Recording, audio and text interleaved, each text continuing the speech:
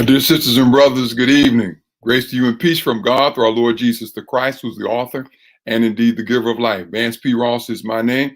I'm the senior pastor of the Central United Methodist Church. We are church at the heart of the city with the city at heart. Thank you so very much for being with us tonight for this special edition of Wednesday Wellness. Brothers and sisters, this is a follow-up to an earlier edition, but it's more. The holidays paired with the twin pandemics of COVID-19 and white supremacy racism bring especially pointed needs and concerns to this time of the year. We hope that all will join us, invite others to be with us as well, as we spend some time tonight around mental health, mental and spiritual wellness in the time of COVID-19, new pandemic, and white supremacy racism, a 400-year-old pandemic. We're with our guests that we've had before, the Reverend Ramal Toon, Dr. Nicole Kamick, and Dr. Warren Mitchell. We're so very, very glad they're going to be with us. Now, we want to invite you to offer some questions in the comments section. At about 7:10, we're going to come to you for those direct questions after we've had some conversation here. Please place any and all comments or questions you have in the comment box. Remember, we're looking for questions. Right now, we want to bring on my dear, dear friend, a mental health advocate, an author, a philanthropist, preacher, a teacher, just my dear, dear buddy and friend, the Reverend Ramal Toon. Reverend Toon comes on. Reverend Toon, my man, thank you so very much for being with us again. Thank you so much for helping us to have this here tonight. Hey, man, thank you for having me, Vance. It's always good to be in fellowship with you and the members of Central. Oh, thank you. Thank you very much. Look, man, let's jump right in. We want to get your perspective on mental health, some holiday triggers. This is a time when death, grieving, past hurts all come up. Add to that COVID-19, the things we're seeing over and over again in the streets, just a great difficulty. Give us some of your perspective around mental health and this time of the year. Yeah, I think that I always approach it as a mental health advocate through a lens of empathy and the things that I've had to work on myself as it relates to the holidays and all of the various dynamics you just pointed out. Christmas especially, this is a time where, unlike Thanksgiving, but in a very real sense, we want to be with family.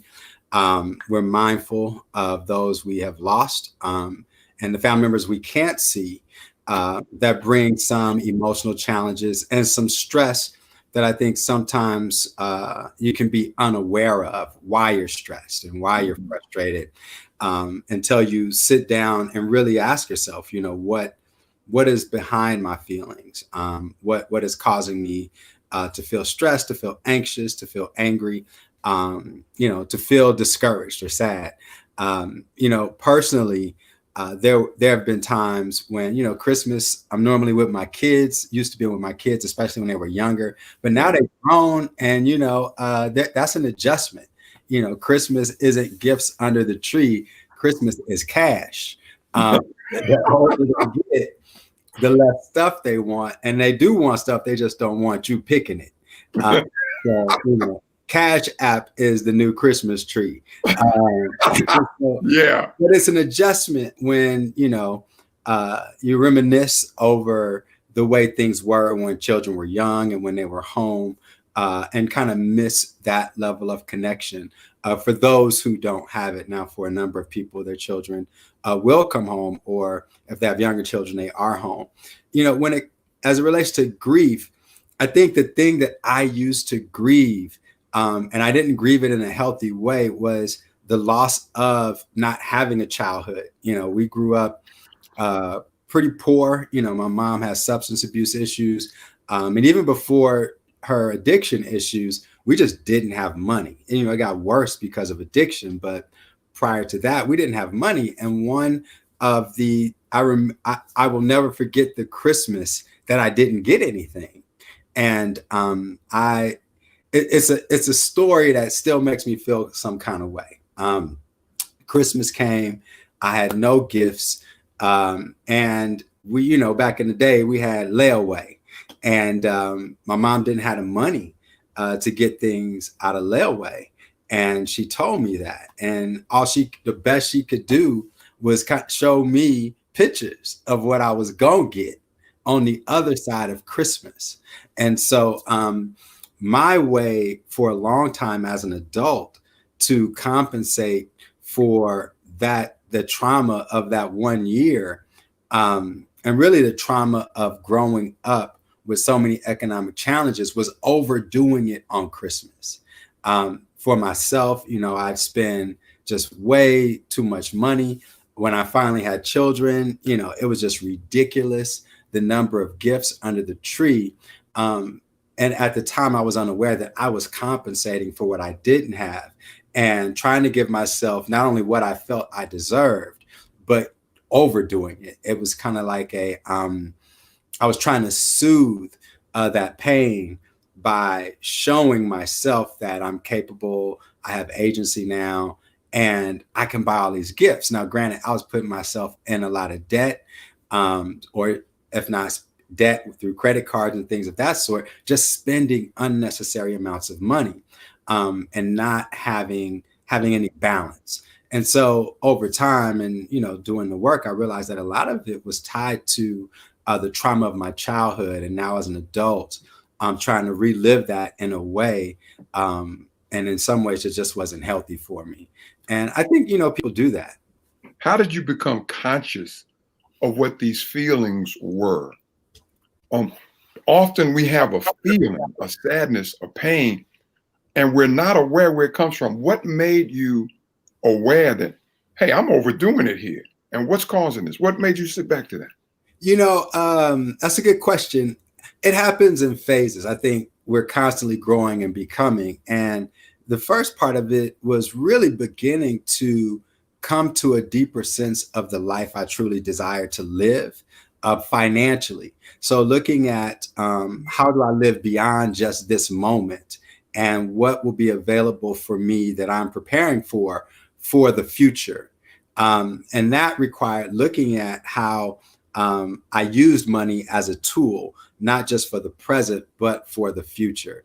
And then starting to, discipline myself and ask myself hard questions around why am I spending the way I'm spending? What am I trying to heal in me? Because a lot of the stuff I bought was really trying to compensate for some things that were going on in me that I thought money and appearance could fix. When, realizing that through therapy, money wasn't going to be the solution, that the wounds caused by my childhood that then created some of the absence of self-worth and value couldn't be replaced by money and things that I could, I just looked like a fancy broken person, all dressed up and broken on the inside. And I didn't want to live that way. And so it required just doing the work on me to become a better version of myself, and realizing that money is a tool. It's not the solution to the things that were hurting on the inside. And I needed to, heal the way I viewed myself, and even in some ways heal the way I remembered those experiences, because it wasn't all bad. But I was making my decisions based on the bad things that happened, rather than allowing my life to be guided by the good things that also happened that allowed me to still be here. Okay, that's it came in phases, and you mentioned, of course, you mentioned therapy. So let's invite our therapists in, see if they can. That segues, but let's bring them in and see if they can be helpful to us as we continue this conversation. Sisters and brothers on Facebook and on a conference call, we want to invite you, please, to see if you can get some questions or comments into the comment line so that we can continue this conversation in a little bit. We're going to have now Dr. Warren Mitchell. He is a therapist here in Georgia, renowned, does work all over the state, and does a lot of work through and with Reverend Ramal Toon. We're also inviting with him Sister Nicole Kamek, Dr. Kamek, excuse me. Dr. Kamek practices in the Washington, D.C. area, is like Reverend Toon, a Howard alum.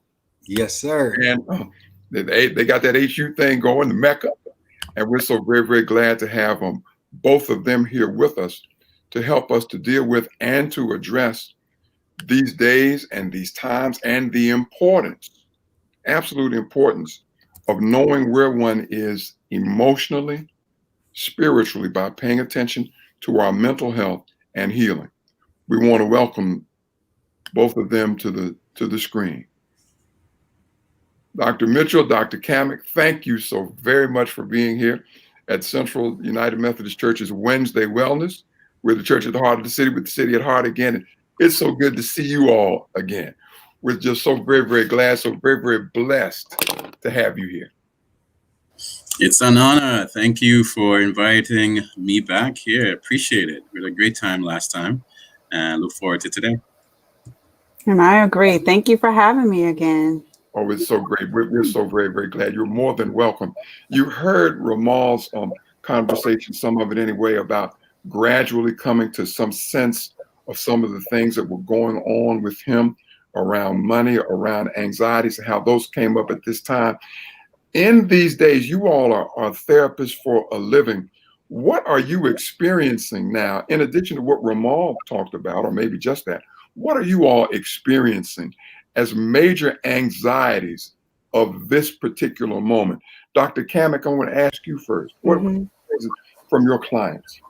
It's interesting because I think typically around this time of year, we see an increase in people seeking therapy, probably because of many of those things, both in terms of, whatever unresolved childhood issues or traumas or experiences they may have had, but also that pressure that comes along with giving and gifts, because so much of the holidays starts to be attached to like these monetary things. I think what's unique for this year, of course, is living through this pandemic and what that has done for people. So both financially, lots of people have lost their jobs or are struggling financially, and you're adding the holidays into that. The other piece that's coming up is not being able to celebrate the holidays in the same way, or having to feel like, am I taking a risk to still see my family, but I also don't want to be alone. Right. And that's a difficult one and a difficult decision to make. And I work with a lot of people who have lost a loved one to COVID-19. And then this is that first holiday season without that person. And so going through the holidays and thinking about grief and what that looks like for people. So those anxieties around finances, loss, both and thinking about the loss of a loved one, but also the loss of connections, the loss of some of the traditions that come with the holidays are coming up for a lot of people. All right, brother, Dr. Mitchell. Same yeah, question. I agree with Dr. Kamek. I'm sorry for pronouncing your name wrong. But with there's an increase with people seeking out services, seeking out support. This has been going on throughout the pandemic. I am like 2.5 weeks booked and having to turn people away or refer them elsewhere. And it's sad. There are a lot of people who are struggling. There are some clients who have canceled out Christmas or the holidays because of a death of a loved one during that time, or just missing that person, just so that they won't feel that pain. They try to make this just as a regular day or regular season, and for them, and they have people years. I think I've had a couple clients like years. They've just canceled Christmas. They don't celebrate Christmas. Not that they stop believing in God. They're done with it. They're sick and tired of the pain.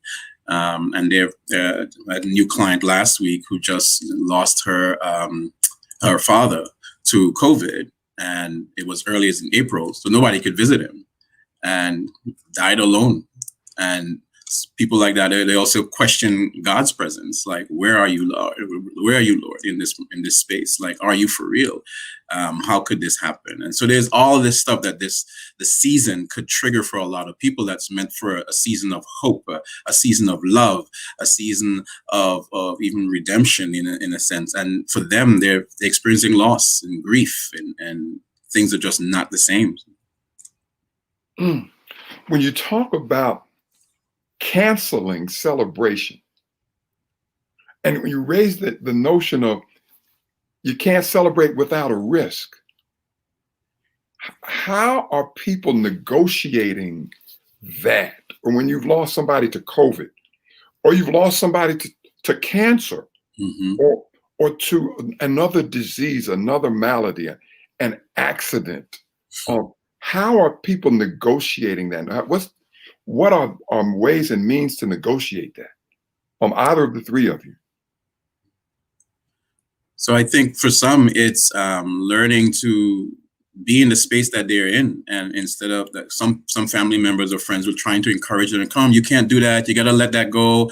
You got to move on. Blah blah blah. And I think one of the best things is like letting people be where they are in the space that they're in, to go through that grieving process. Definitely seeking help, because even though that's where you are, doesn't mean that that's where you have to live.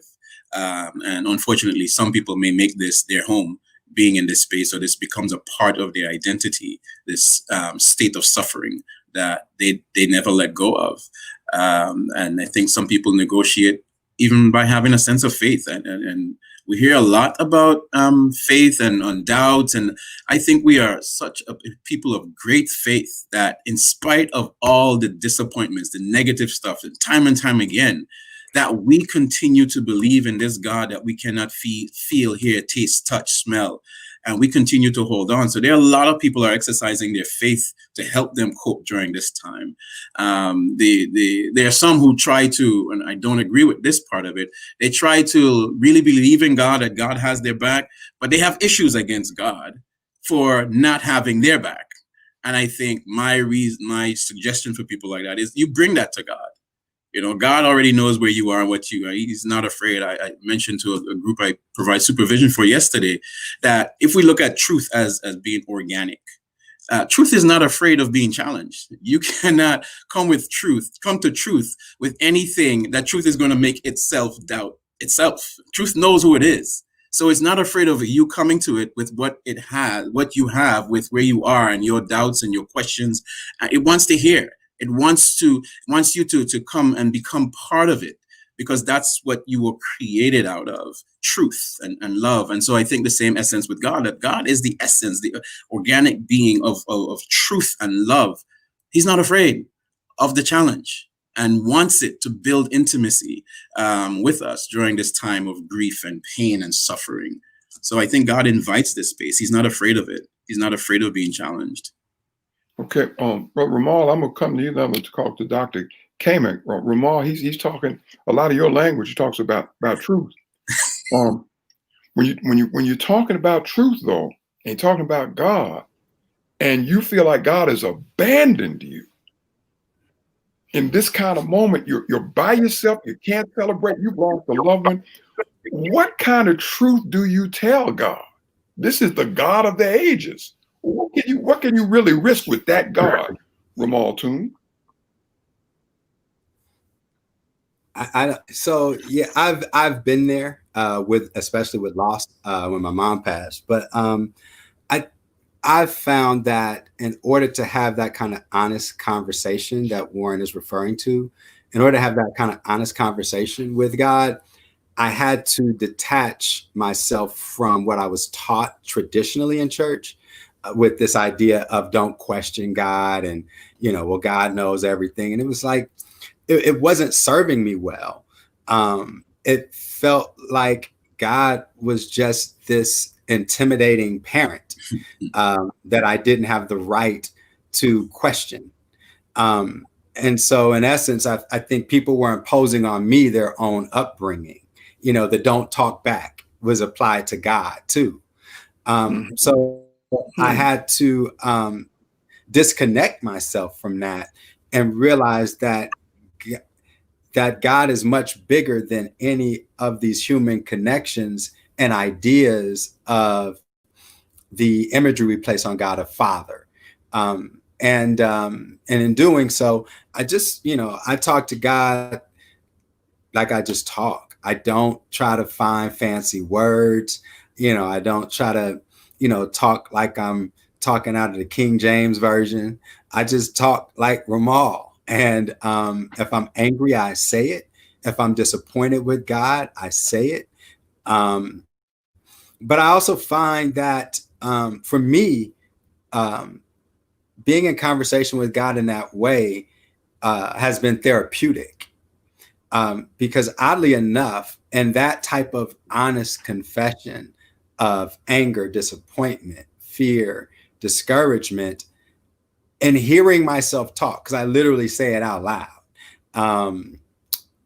I can almost sense God's response in the midst of me just letting these things come out of my mouth around and realizing that God actually had nothing to do with any of those things other than being with and present to me in the midst of all of them. And I then find myself asking God more questions around, show me where you are. Show me how to connect with you, because right now I feel distant and I feel like you're not paying attention to me. And I need that to show up somehow. But then realizing that sometimes the very thing we begin to ask God for in those moments of anger, frustration, and disappointment, I was oftentimes yearning for connection. When connection came, I rejected it. And so it was as if I was asking God to do something that I wasn't even willing to receive when it was offered by people. Not realizing that oftentimes God shows up through the people, that phone call or that person who shows up, or the text message or whatever it might be, is the actual response. And so I then find myself asking God to make me aware of how you're moving. And I look for it in all kinds of things.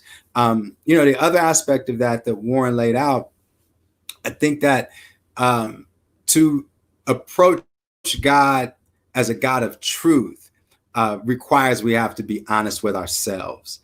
And I think that that's when you're in a real conversation with God, when you're willing to admit to God what you know about you, that you haven't necessarily wanted to give voice to.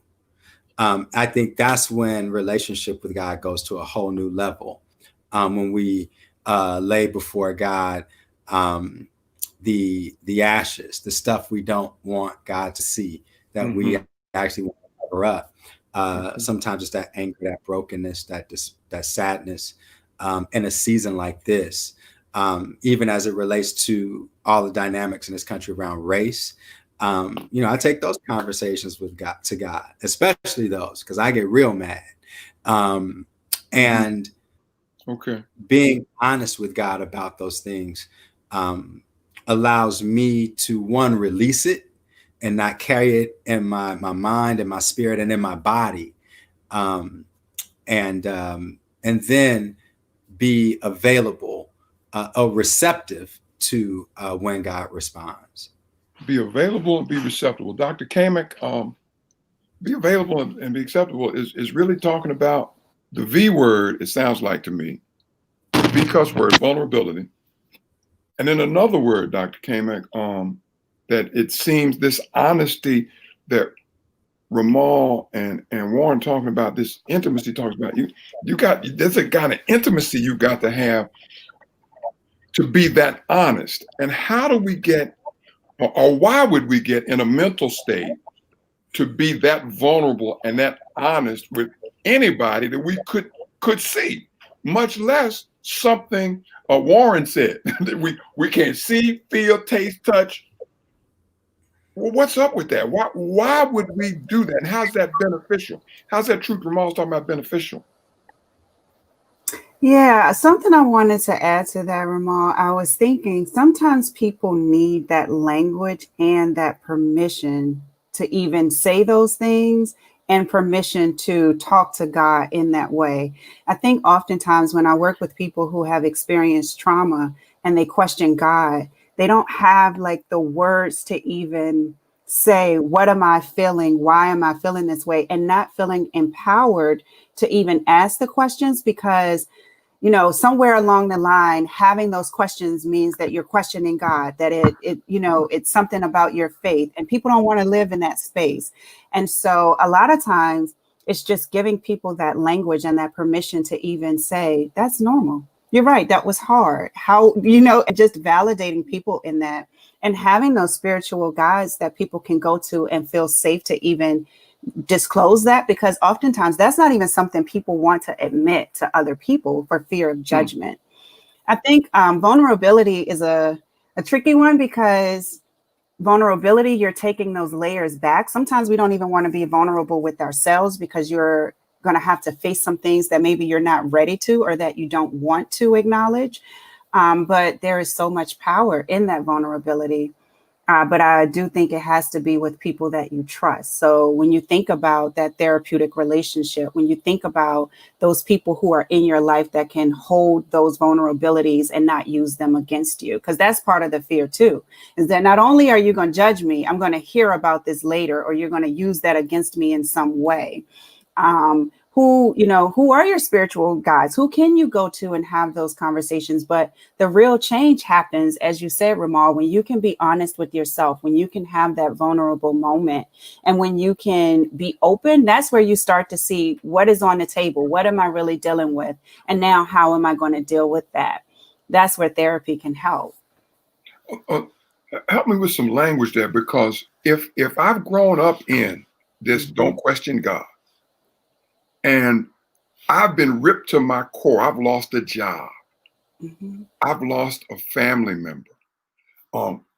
I've lost face. I've something's happened, and I'm in shame, and I'm in this context. What would I do? What would be some of the language I might use? And where would I find the person when so many around me are judgmental, or you need to let that go? How long you gonna cry over that? What do I do? What language? What would you offer, Dr. Kamek? You hit it on the head with that. I'll tell you this. I saw it in action. I worked in a trauma group, and we had a chaplain. I think I talked about this the last time. And something that she did that was just so like welcoming and like non-judgmental is when people, whatever they had to say about God, she didn't question it.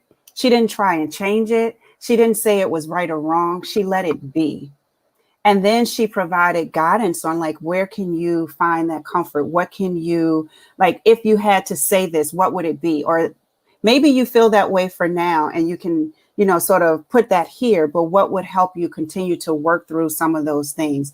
And so maybe sometimes the words is just, what do you feel? Why are you mad at God? What do you think God did? What do you think should have, just to start to get through some of those layers of what it is, so that you can get to that space that Ramal talked about of just saying like, oh, wait a minute.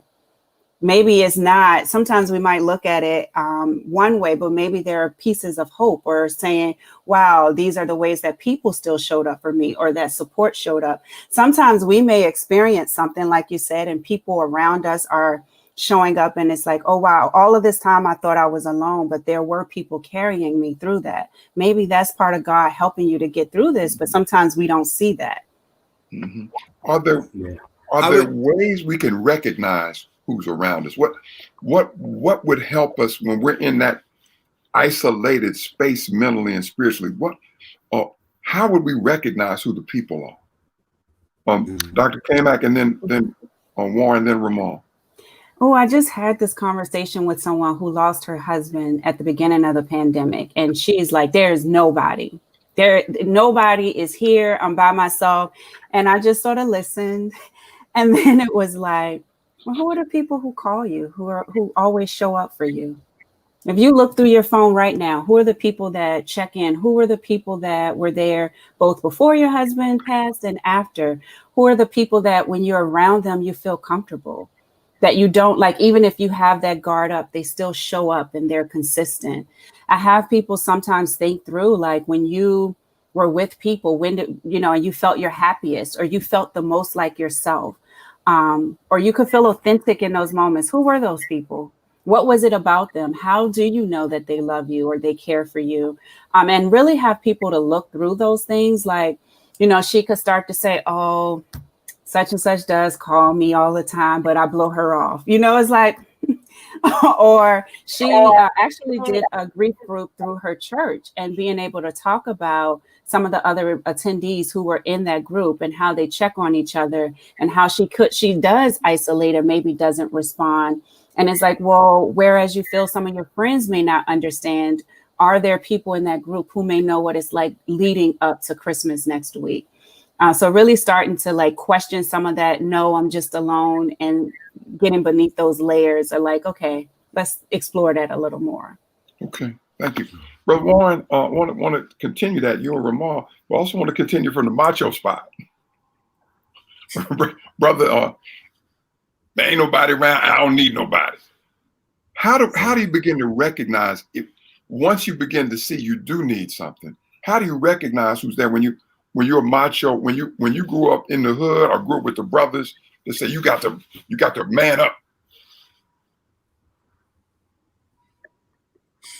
Yeah, it's difficult for a lot of guys who have not had that experience, especially from another male, to be able to come to that place to acknowledge that this is where I am. And I think it's finding a space where, as Lady Nicole mentioned, where you feel safe, where you feel comfortable, where you feel at peace. And sometimes that might not necessarily be with a person, but it could be with a walk in nature. And if that's where you need to go and cry out, then you go do it. If that's for some guys.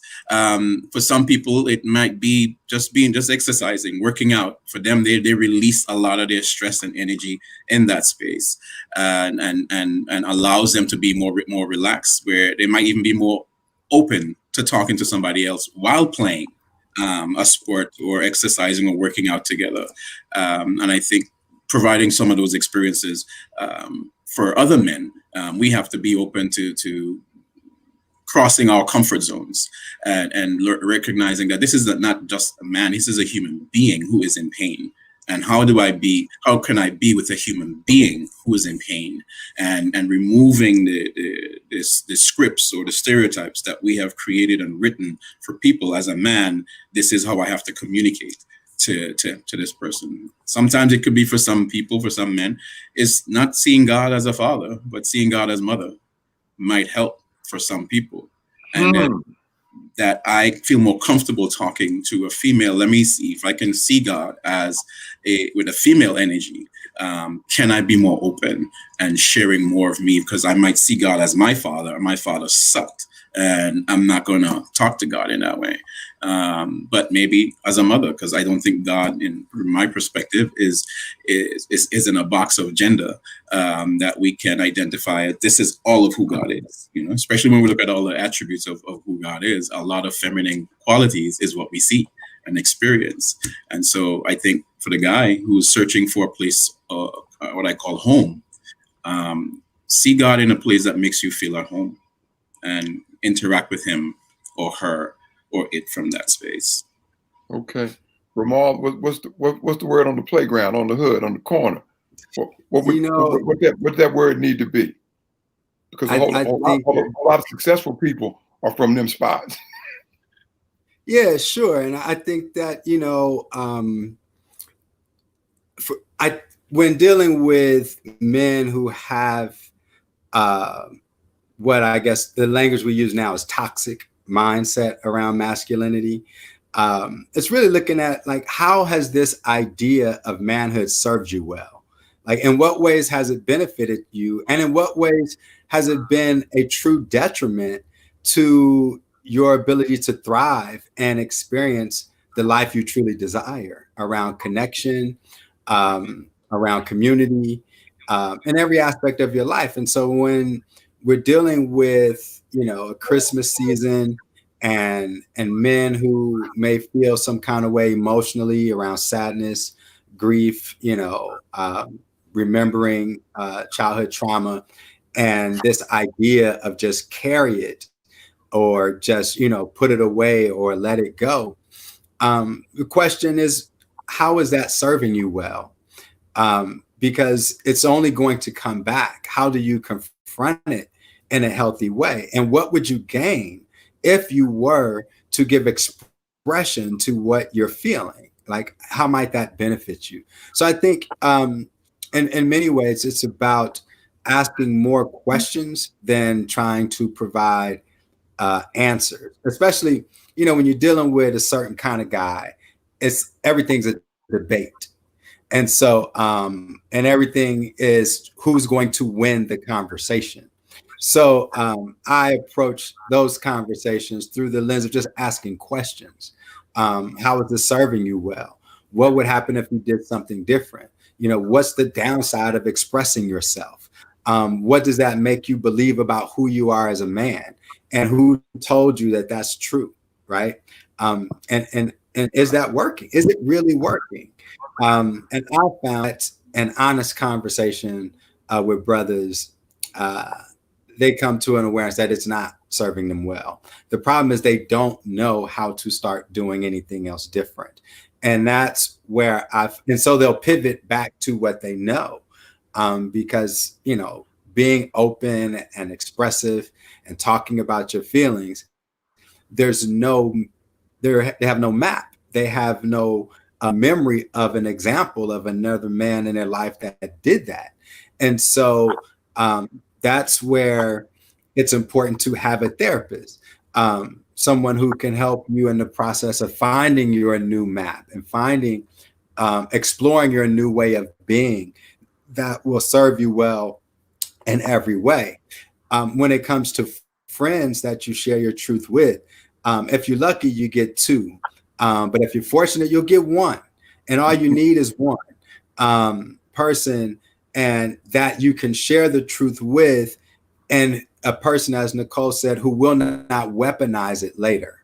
And you already, I think for most people, we know who those people are in our lives. Those people who will, if they know the truth, they'll weaponize it later. But we know the people who are open to the truth and will just hold it, not try to solve it, not try to offer advice. But sometimes, most of the time, I think we just need somebody to hold it with open hands, not judge us, not offer advice, but just be present while we express what we're feeling and going through. When you don't have a person like that in your life, there again lies the value of finding a therapist you can connect with, because a big part of that role for the therapist is to hold that truth with open hands and not judge you, and walk alongside you and ask you questions that help you find your way. So there are tools available, and in many ways they're people. If it's not someone and you're not used to talking to that person about the truth and your feelings, but they can handle it, position the conversation in such a way that you let them know, like, here's what, we don't talk like this, but here's the conversation I really need to have with you. And here's my expectation of you going in this conversation, right? So that everybody's clear. But if you don't have a person, I'm sorry, go ahead. If you don't have a person like that, then I think that it is wise to identify a counselor who can help. Okay, family, we're asking, we're here Wednesday Wellness with a therapeutic mental health advocate, Ramal Toon, and with two fine therapists, Dr. Nicole Kamak. I'm gonna get that right, Doctor. Please forgive me, Dr. Kamak, and Dr. Warren Mitchell. We ask you to give some questions. We've got one. One question has come in from Julie Gordon. She says, her suffering is her cross to bear. Dr. Kamak, why, she asks, should she go to therapy? Yeah. It's interesting because I think how Ramal started asking those questions, I was sitting here like cheering you on, like those are such therapy questions. And I think I would pose that to Julie as well. Who said it's your cross to bear, and who said it's yours to bear alone? And we can just start there. Sometimes, we take on these roles or identities when maybe there are people who can help you to carry some of that, or so that it doesn't feel as heavy. And that's where you start to open up and figure out, even in the same way as you talked about, are there people who are showing up for you in ways that maybe you're not open to that? That could be one of those situations. I'm not sure. But therapy could be going through and figuring out, what am I holding on to that's not mine to carry anyway? That is like, I learned that in like 2019. I'm like, oh, that's not mine to carry. It reduced so much of my stress, because we attach ourselves to these identities and to the suffering and to the heaviness of things that may not be ours. And so therapy can help you to figure that part out. You can figure out why that pathway even happened and sort of peel back those layers of, well, if we take all of this away, what's left for you? And it may not be as heavy as what you are carrying. Yeah, and I would add to that, Nicole, as you were speaking, carrying a cross, your cross to bear, which is language we hear a lot in church. And the assumption is that it's heavy and a burden. It doesn't have to be a burden. You can bear it. So in ministry, my cross to bear is through service and connecting people to healing resources and talking about therapy and writing, right? But my cross is not my burden. Right. It's something that I am grateful for. It's not a weight for me. So if it is a burden and something that you feel brings you pain, I think that's a contradiction to the cross, actually, because Jesus said, I've come that you might have a life and have it more abundantly. So that doesn't sound like burden to me. That doesn't sound like a life of struggle to me. And I think oftentimes as Black people, our journey has been filled with so much struggle that we think the purpose of life is struggle. When the purpose of life is to get beyond the struggle to abundant living. And so that requires a vision. So if your mindset is always burden and bearing something that's heavy, where's the vision for freedom from that? So I assume that there must be a destination, because without a destination, then yes, there will always be struggle, because there's the absence of vision. And that's the word says, where there's no vision, people perish. And the saddest thing that can happen is not just perishing physically, but to have your dream die. To have your desire for freedom die while you're still here, because you have no idea of what freedom looks like for you. And so therefore life looks like struggle and burden and carrying something all the time, because you haven't clearly identified, God, show me my destination. Show me what freedom looks like for me, what abundance looks like for me. And it doesn't exclude you from serving others, but it doesn't mean that serving others require that you negate your own freedom. Okay. Dr. Mitchell. Yeah, that's powerful. I think if we look at Jesus, and when he realized the cross he had to bear, I'm not sure if I mentioned this one the last time, but even at Gethsemane, when he asked the disciples to come with him, and he went back a couple times to check in with them to see if they were awake, praying for him, praying with him, like, he needed support. And even at the Gethsemane praying, he's like asking God for support. Like, can you, take this from me? Like, is there another way? Like, but he knew. But he just needed to probably unload that. He just needed to release it in a space that could receive it. And that was helpful for him. Even on the cross or going towards the destination, someone supported him along the way. If it was just his burden to bear, he's like, no, I got it.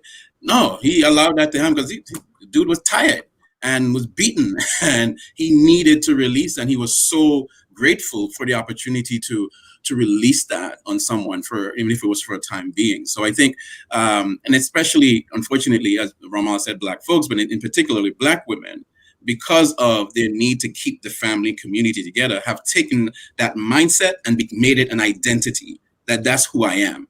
I have to bear the burden. That's what I got to do. That's what I saw my mom doing, my grandma doing. That's what we're about. If we don't do it, this whole thing is going to collapse. And you create this identity of this superwoman that is impossible, that you're not called to bear. That even when God called to remove some of that stuff, you're like, no, I got it. Nah, this is what I'm supposed to do. This is what I'm supposed. Like, who gave you that idea?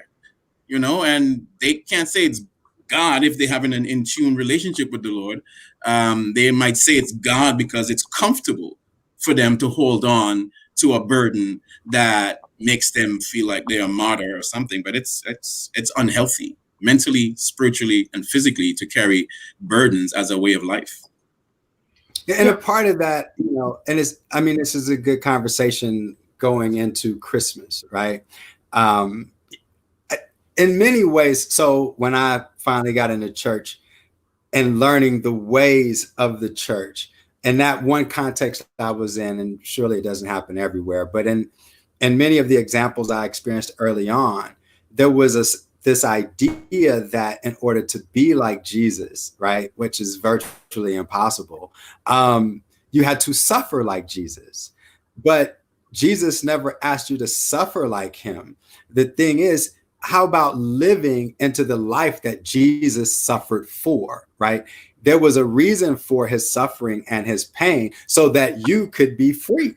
So I don't know that when we don't live in freedom and pursue freedom, then we have to ask ourselves, are we living into the very thing that he died and was resurrected for? That is the very essence of the resurrection, the life that is to come and the life that you can live now. Not to suffer like Jesus, because you're not Jesus, and you ain't gonna get up. So you might as well embrace a narrative that allows you to live into the very life that he gave his for, which is a life of abundance. When we have so routinized this notion of bearing this burden, carrying this cross, and when we've had, and you all talked about this some before, this stigma, this anti-therapy stigma. How do we, Dr. Kamak, how do we now, as Warren mentioned this is especially, a woman raised that question, this is especially important for women. How do we get out of, what practices, what mindset, what things we need to do to get out of this notion that our identity is in bearing pain? And I ask that in light of some folk who are bearing pain right now and who feel they ought not have to bear it, but it's on them. It's kind of regular. What do we? This is a good conversation because I do think, like, when we look at historically Black people in America, so much of our history has been rooted in suffering to the point that it becomes our norm. It becomes what we think we have to endure. And then because of the things that our people have survived, there was a badge of honor for being able to get through the suffering, right? So it's not just that we want to be the strong Black woman. It's like, well, look at what our people have been through, what they survived. That you look at it and you're like, so I should be able to handle this. This is what I come from. And so that just becomes a part of how you're taught about being a woman, what you're taught being a good woman is, what you're taught about being a mother. And women carry that to the core, because if you don't live up to those standards, people give you the side eye, like, you're not living up to this idea of what we think a Black woman should be. About like 2 or 3 years ago, I started to think, like, don't call me a strong Black woman, because when you do that, you don't see me as a human. You want me to carry this superhero identity, and I can't take it anymore because it's so heavy. And to have to say that to people, they look at you like, "What? I don't care how you look. This is too much for me. I need help." And so when I work with women, which has become one of my passions, and working with Black women, it's like, release that burden. You don't have to do this. Going back to those questions, who told you that makes you a good mother? I wonder what it would be like to ask for help and allow those people around you to respond. What would it be to tell your husband, this is too much. I'm doing all of this, but I'm burning from both ends of the candle and I can't make it? What would it be like to tell someone you need help? They respond, and then you get that sort of like feedback, like, oh, these people, not only did they listen, they can show up for me in ways. So maybe there are more things that I can open up about. Maybe there are more ways that I can ask for help. The tough part is that everyone around you may not subscribe to that, and they may still try to hold those things on to you. So that's a part of it, just giving people that space and that permission. Oftentimes in therapy, I feel like that's what I'm doing with Black women, is like, you don't have to do that. That doesn't mean, like, strength is being vulnerable. Strength is coming to therapy every week and facing those things that you would much rather avoid. Strength is doing the work because it's not easy. So when you tell me being a strong Black woman is suffering, no, ma'am, we're not doing that here. So I think that's a part of it, both that historical context, but also how we all buy into that, and you don't have to. And it's a sort of foreign place to be like, we don't have to do that. There may be another way of mothering, of showing up as a woman. And how do you do that? Thank you. Corresponding, correlated, I guess. Dr. Warren Ramal, brother often would say, I'm not taking that. I'm not going to use the word because I'm the pastor and I can't use the word here. But I ain't taking no, I'm not trying to play that suffering game. What do we say to the brother that is not going to suffer, but just kind of drops out of sight or doesn't deal or just gets quiet or sits on the side? Are you following me? What do we say to him? I'm not going to be Superman, but I'm going to withdraw in some way, or I'm going to explode. What do we say to him? I would try to understand the position he's in, that he has taken. Like, why is he taking that position? Is that something that he's chosen willingly, or is that something that he has been groomed to take? Is that what he has witnessed and modeled? Is there some reason, instead of judging him right away or at all, just trying to understand and let him see that you're interested in trying to understand where he is and why he is in that space, and what does he want for himself? And if being in that space, that's kind of similar to what Ramal was saying earlier, does that space serve you or help you to become who you say you want to be? You say you're never going to be to your kid the way your father was to you, but you're disappearing. You may have your reasons why you're disappearing. Your father had his, right? You know about yours more personally, but did you know about your father's personally and what he may have been dealing with, why he disappeared? Not to say it's an excuse, but there are reasonings why people do what they do.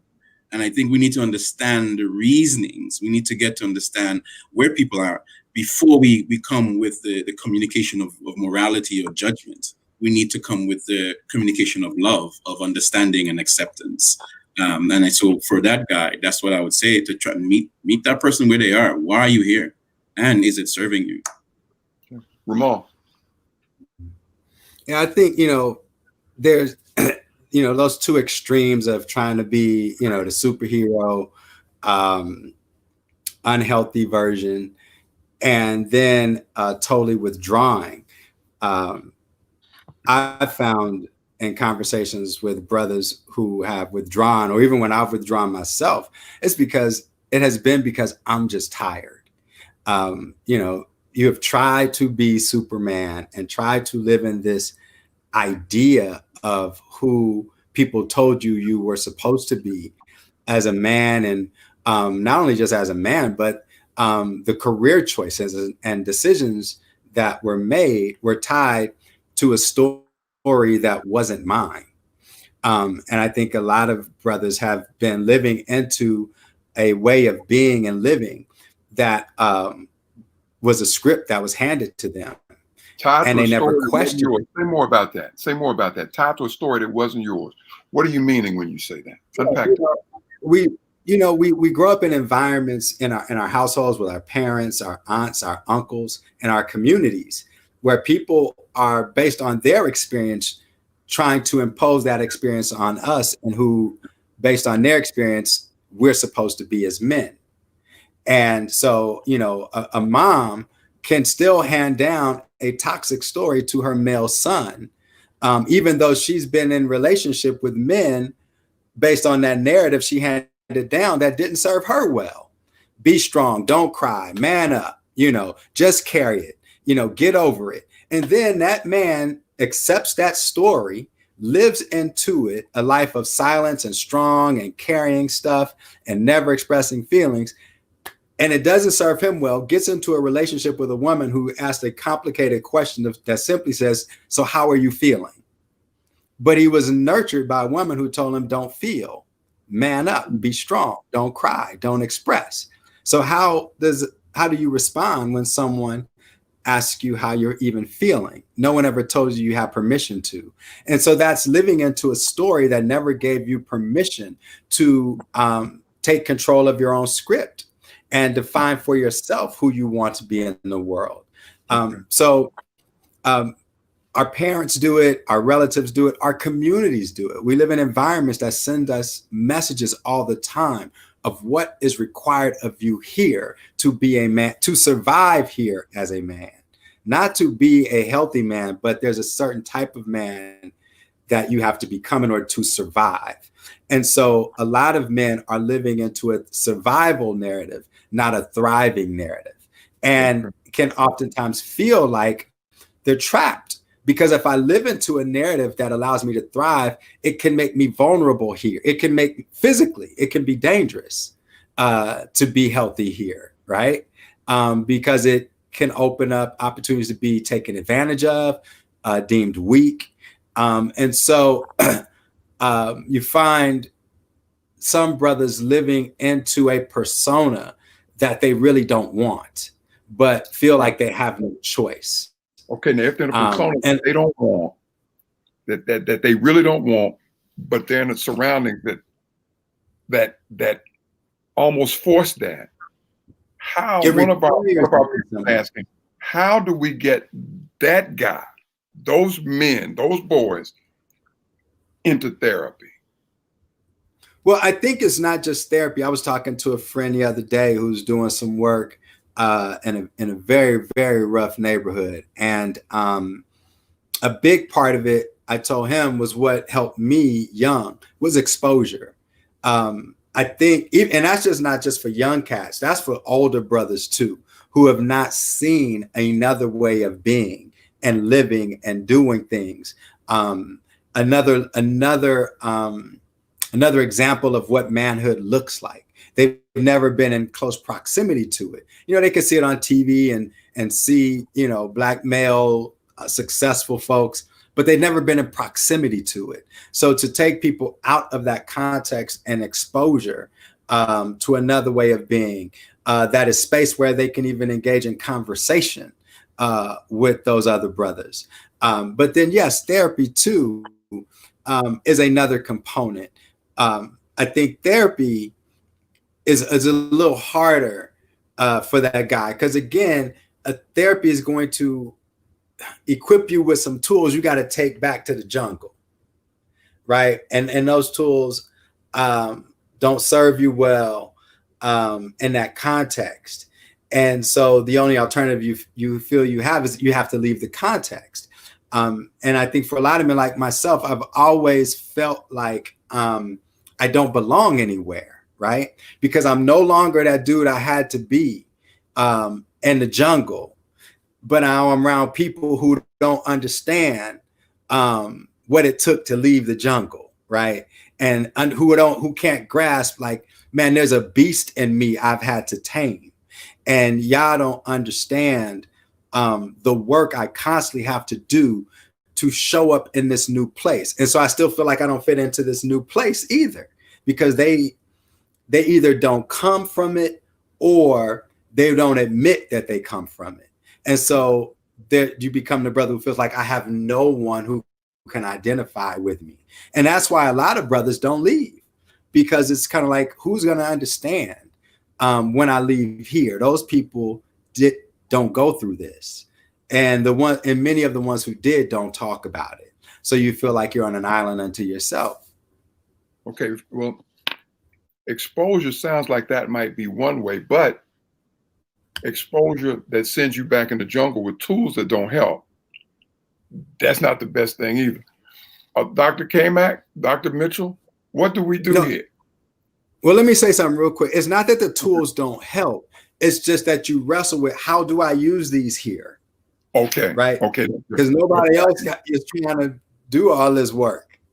Okay. Okay. I get so that. You feel like, yeah, they work. It's just like, in that context, is very hard. Thank my genius friend. Oh, that's my dude. Tune is my guy. He tunes up. Y'all respond to Ramal there. That was fascinating. Something that was reminding me of was the book, The Four Agreements, and how in the book it sort of goes through how there are some of these things that we quote unquote agree to that we didn't really agree to. Like, it starts in the home, in the church, in the school, and you just sort of buy into these identities. And it's sort of two ways, as you were talking about it, Ramal, is one is like, these are the tools that the systems around you have. And so maybe they are tools for survival, but as you are evolving as a person, do they continue to serve you in the same way? And so in reading that book, for me, part of it was like, oh, wait, what have I sort of like taken on that maybe it doesn't align with who I am at this point in my life? And what do I do with that? So some of it is really doing that soul searching on your own to even figure out how those things show up for you, what's working, what's not working, so that you can start to figure out, where do I need to make those changes? Therapy can be a part of that process because it is that safe space, and you have someone that's asking those questions and guiding you to get to that deeper level. Okay. Brother Lawrence, continue that, and you and Ramal, how does pride figure into this, particularly for the men? I think with regards to pride, there might be an identity that we have bought into and said that this is who I am as a man, and especially as being as a strong man, not seen as a weakness. And when you are asking me to do something that's going to expose vulnerability, I see you trying to make me quote unquote vulnerable or weak so that you can take advantage of me. So this is him talking to his woman, his mother, female in his life that is trying to get him some support. And so he doesn't see therapy as a strength or powerful thing. He sees it as an opportunity to weaken you, or only weak men go see a therapist to help you. I'm supposed to solve my own problem. That's what a man is supposed to do. And so pride comes in and you create a story where it takes you into a trance where you buy into a concept or an identity. That's not who you are, but you can't even see yourself when you're in that space. So it makes you think that what you're feeling and thinking in that space is right and is just. And pride can blind us to the truth because it operates more from a passionate or an emotional perspective rather than one that is truly authentic, where we can step aside. If what I say is true, then I can step aside of it and look at it and not be afraid that it's going to crumble because I am not aligned with it in an objective perspective. But if I'm afraid to step outside of what I think to be true because I'm afraid that it might make me vulnerable, then I don't think you're truly aligned with truth. And pride gives you a way of an excuse of hiding under the rock and pretending that rock is really your strength when it's not. It's just a hiding space. It's hiding. Ramal, I believe you got something. Yeah. I was thinking about that through something Nicole said earlier. When you receive the tools and you shift context, it's really hard trying to live into this new way of being, knowing what you know, realizing that the way I was before wasn't serving me well. Being closed off, isn't a sign of weakness, it's a sign of strength. Vulnerability isn't weakness. But that's constantly playing against another tape that, for years, that tape has been running. And the two are in conflict. And I thought about it like this. this Saturday, right? I don't know if all Vance, I'm sure you might be familiar with Versus, right? They're doing one with Too Short and E40, right? So I went to school with E40. I grew up in those neighborhoods, East Oakland and in the Crest. That's where my identity was shaped. And listening to your question, Nicole, I'm like, man, if they saw the way I live now and the way I engage in relationship, they would be like, man, you're just breaking all the rules, right? Like, this is not what you're supposed to be doing. Because that narrative that I grew up with was all this freedom, the way I see it through expression and vulnerability and communicating and feeling, is totally stands against everything I was taught about manhood and even about being in relationship with a woman. It's just all contradiction to what they talk about. And what they talk about is what I grew up with, my uncles and everyone. And so when I'm in conversation with men, one of the things that Warren and I have actually done on several occasions that has actually worked well, and it goes to one of the questions that was asked around how do you get Black men into therapy, is we have traveled to different cities together and literally done workshops. We did one at Central where I share my journey and then he shares what that looks like through the lens of working with someone as a therapist. And for men in the room, it takes the mystery away from what a therapist looks and sounds like, because they have an idea in their head, what the relationship looks like, because they see us in the room. And they hear me sharing my story, and they hear him unpacking all of that from a professional perspective, and realize like, oh, it's actually not what I thought, and what they thought, really no frame of reference anyway. So it's one. Go ahead. Yeah, that's one way. Exposure. I think workshops that put brothers in context. Those of us who are doing the work, talking about it. Platforms like this create safe space, right? There are probably brothers right now looking, but they're not typing in the comments, right? But they're here, and that's what matters most. So, and everybody has their process. It's just step by step. We're running out of time. This has been a great conversation. Thank you all so much. But I've got another thing about the sisters that came up. And I got to be sure that I get this, Dr. Kamak, and brothers, if you have something for it as well. How do you convince people? How does the sister, the superwoman, Black Mantra, the myth of the superwoman, how does the sister convince other people that she can't do everything and still function? Mm-hmm. It's having those conversations and changing, like saying no as a complete sentence, and that being it, asking for help and reminding people. It's interesting because exactly what you say happened to Black men, it happens to Black women too, where you're living in these dual worlds. And it's like, if you start changing too much, people are looking at you like, wait a minute, what's going on? You no longer fit here. But then that way isn't working for you. And so it's really, Julie, I would encourage you to take a look at how is that showing up in your life? I have this thing where it's like, if something is showing up in one place, it's showing up in other places as well. And I did a personal thing where I'm looking at, like, I take on all of this stuff at home with, all of these pieces that I have, but it also shows up at work. And I take on all of these jobs and I find myself doing the extra and I'm burned out. And I look at the people around me and they're not. And I just started saying, I can't do that. I'm really struggling. This is hard. As we were going through the pandemic in the beginning, there were so many people who just wanted, because you're a psychologist, you should be able to take this. And I had to even remind my boss, I'm a person first. And not only am I helping people who are dealing with the pandemic, I'm going through it myself, and I'm going through it as a mother. So if you want me to make it through, I suggest you take some things off my plate because I can't do it.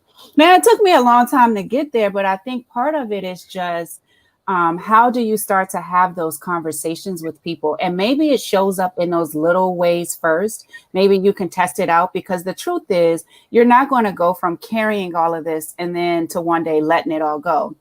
But maybe you can start to let go of little tasks, little roles. Maybe you don't sign up to take on something if you don't volunteer. Maybe you try out, let me just say no and see what happens. And it may feel uncomfortable for you because it's foreign from what you would normally do, but just stick in that discomfort and do it and see how you feel afterwards. Like, oh, that wasn't so bad. I actually got to sleep in because I didn't do all of this stuff for other people. Or maybe you start to navigate, there those things that you absolutely do want to do? Maybe there are some things and some roles that are essential to who you are, but where are the pieces that you can let some of those other things go, and let them go? I don't care if you just have to rest and do nothing. That's your time, your life. Rest. That's a part of the reset, and that's going to keep you going. Thank you, Doctor. Thank you. We're down just a minute. I want to ask 30 second wrap up from each of you. I'm gonna begin with Ramal. 30 seconds, and I'm going to Nicole, then I'm going to Warren. Thank you so much. Ramal? Yeah. So 30-second wrap up. One, Vance, thank you for doing this a second time for the Central family and others who are watching. These are important conversations. I would encourage folks who are watching, to really, in this, Christmas season, start with being honest with yourself, honest with God, and be good to yourself, so that you can go into this next year with a different mindset and a desire for a new way of being that serves you well and serves the people well that you care about. Thanks, bro. Thank you. Dr. Kamak? Yeah, I also want to thank you for having me. Again, this is great. I think that these conversations are how you get people to therapy, because we just normalized what it is and the benefits of it. And you get to see people who look like you having the discussion. I want to say, if you're going through this holiday season and it is difficult for you, if there are those people around you that you trust or who's reaching out to you or your support, lean into that. And, don't think that you have to do this alone. All right. Dr. Mitchell. Thanks again, like everybody else is saying, for the opportunity to be here. Thank you, panelists, for being here and sharing this conversation and discussion.